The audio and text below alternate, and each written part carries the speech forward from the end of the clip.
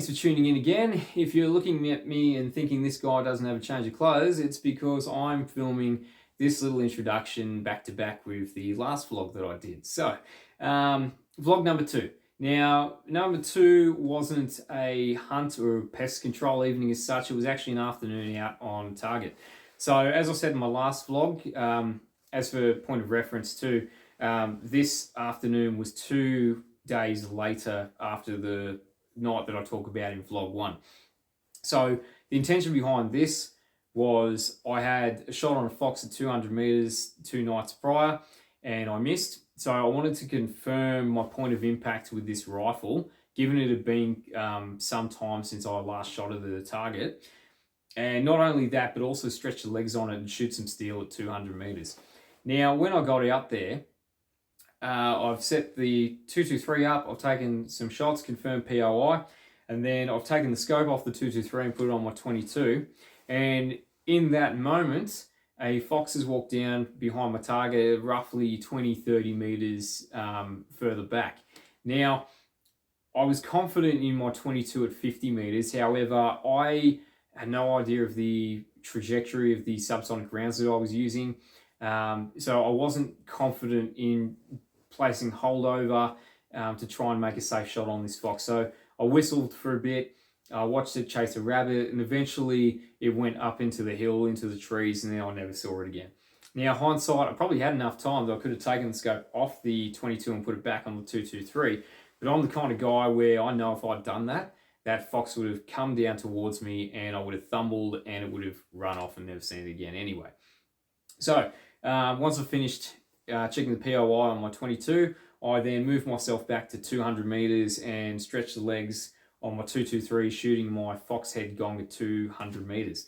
Now, the other reason behind doing that was I've had a few people on Facebook ask me what are the capabilities of the Infiray tube TH50 V2 in regards to identifying target and shooting at distance. So to answer that, I wanted to film myself shooting the target at 200 meters, and that's when a little bit of commentary comes in. So the footage that you're going to see after this little introduction will include some audio commentary. It was broken down into 3 different videos. The intention was never to combine them all and put them in one video like I'm going to do now, but that's just how it's worked out. So you'll hear me say, I'll see you next time. Can't remember how I ended each video, but if you just bear with me, you'll hear me say it 3 times. After the 3rd time, that's when the video will end. So first part of the footage, you're going to see me watching the fox behind target. Second part of the footage, you're going to see me shooting the gong at 200 meters and talking about it.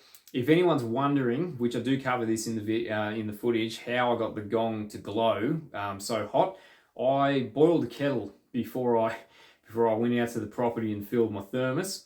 And then when I was ready to shoot at the target, I just poured the boiling, well, no longer boiling, but still really hot water over the steel gong.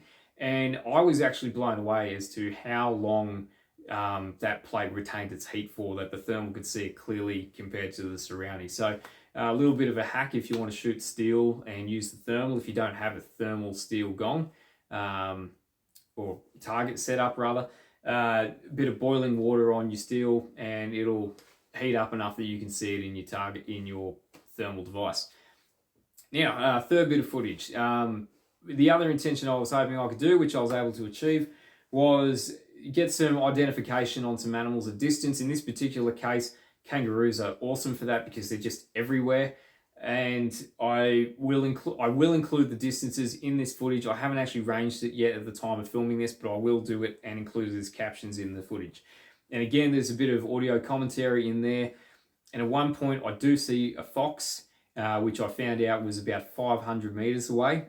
So I'm hoping you'll be able to see clearly in the footage. You can identify a fox using this scope at 500 meters away. So the potential is probably even greater. Unfortunately, I haven't been able to do that just yet, but there is the potential to be able to identify a fox at a greater distance than 500 meters.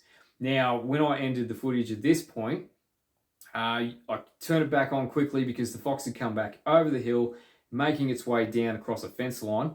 Now, you'll hear me say I'm just going to run to the ute. and grab some whistles. I'll cut the footage so there's not just nothing going on for 30 seconds.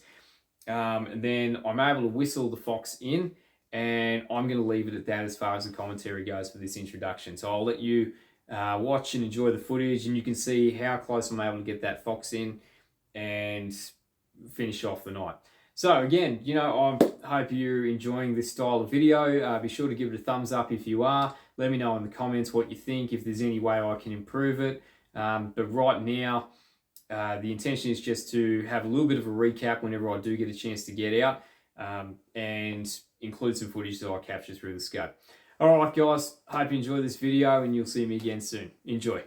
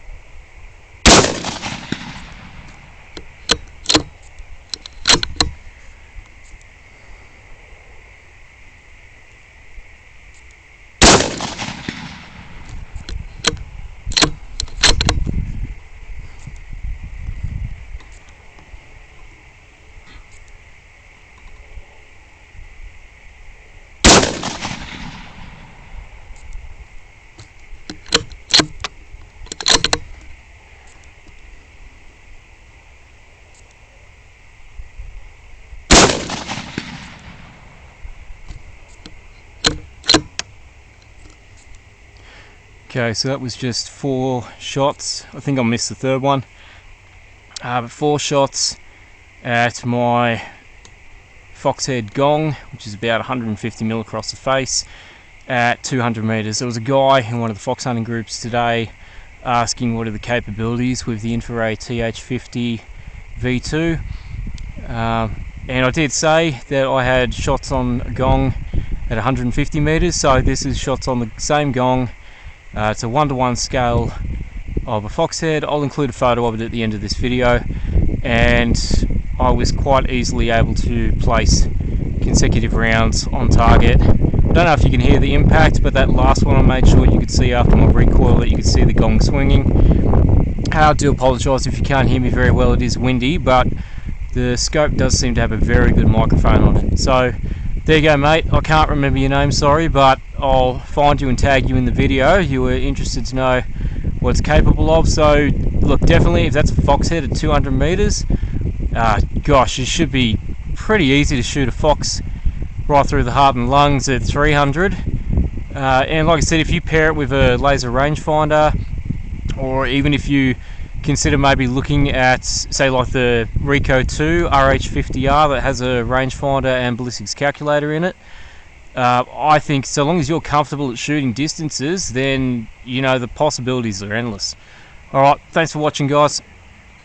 While I was out here too, guys, sighting the rifle in again, not really sighting it in, I was just a little concerned about my point of impact, but it wasn't bad, and then I've just confirmed it on the Gong at 200 meters. But while I was here, there are plenty of roos on this property. I just thought I would have a quick scan around to show you. There's a rabbit right there, but I wanted to have a quick scan, show you where they all are, and I'll go back and start again.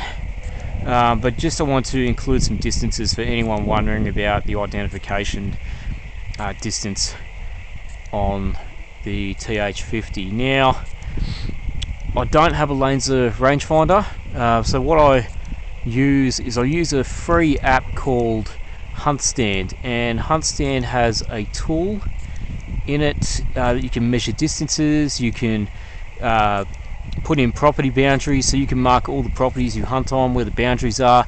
You can mark kills. This isn't a paid ad, I'm just sort of telling you because when I put ranges up, and I say roughly, I just sort of more want you to understand how I'm getting those distances. So I'm using a satellite mapping app to get distances. So yeah, that's how I'm doing it.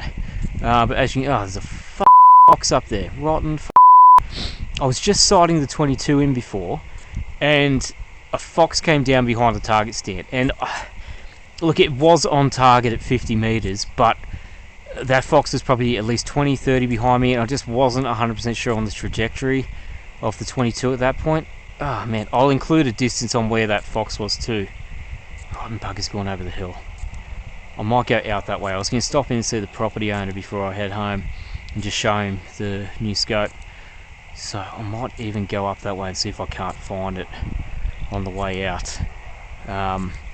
So the farmer actually lost a goose about a month ago now. He doesn't think it was a fox, but you know what? Can never be too safe. Anyway, so guys, I'll include some distances, as you've probably seen in the bottom of this video, so you can get an idea of identifying animals at distance. But look, I feel like I can pretty comfortably identify all of these animals. Like, they're not blurry little blobs, like you can definitely see the outlining of them. Like, that's definitely a roo, it's just hunched over grazing. Like, same with that, roo standing, roo grazing, roo's hopping. And like I said, there was a bunny there too, so I'll mark that out, include the distance for that bunny. And yeah, then anyone wondering about the TH50 and its capabilities, I hope this helps you out. Alright, cheerio. Stop recording and that fox has come back down the hill. I'm just going to run to the ute. So this is going to keep running, but I'm just going to run to the ute and get a whistle, see if we can't get him to come over here. Fingers crossed. Oh, is he still there? Okay, still there.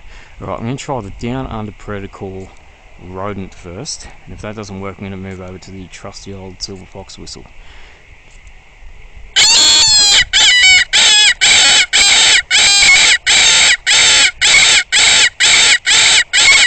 Alright, we got his attention.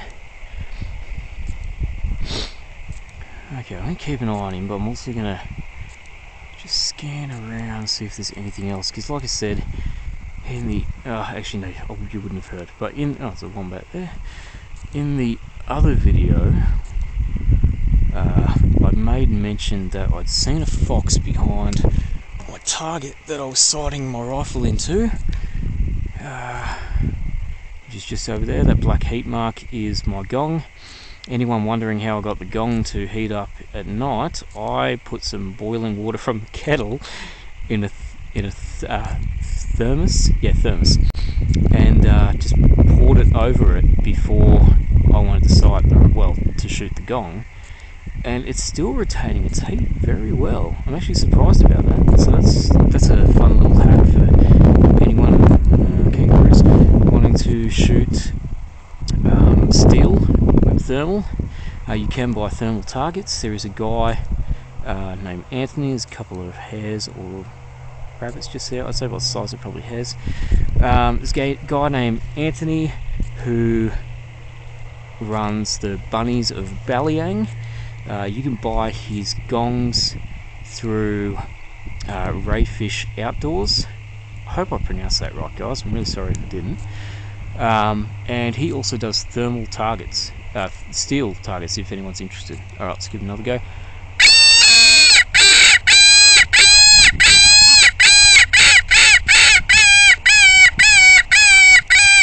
Oh, yep, here he comes. Should probably load a round up.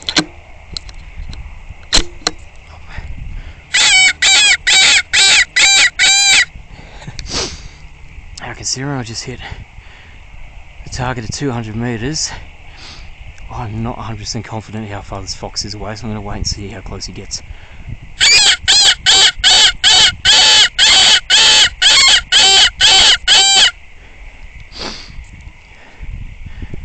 Come on.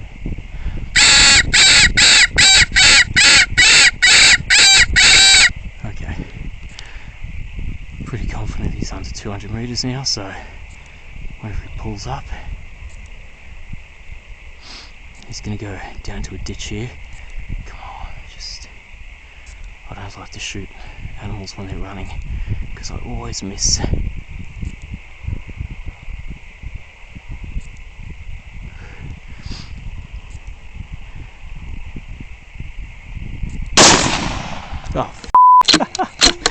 Oh, say that and I missed. Oh, he's going to stop. Okay. Breathe, Cam, breathe.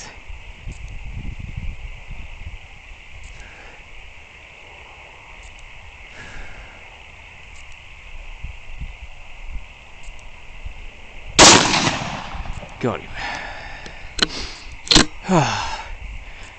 Oh, pardon me, fellas. My tripod's not set to the right height.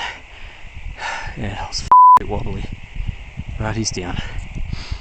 Alright, I'll get a distance on him, include him in the video. Alright, hope you enjoyed.